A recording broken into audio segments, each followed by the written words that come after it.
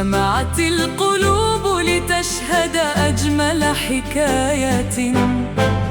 لم يكن ما بينهما مجرد لقاء عابر، بل خطوة رسمها القدر بعناية.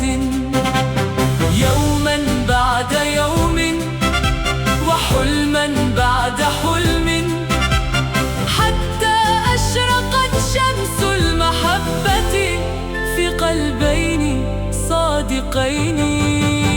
يا أجمل اسمين في ليلة العمر، يا فرحة أنارت دروب المحبين.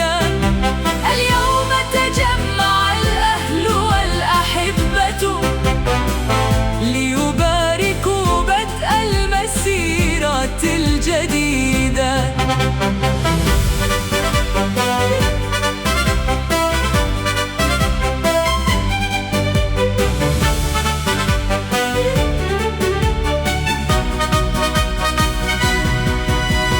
مع كل ضحكة كانت تكبر الحكاية، ومع كل دعوة كان الأمل يزهر، حتى جاء اليوم الموعود ليعلن بداية أجمل الأيام.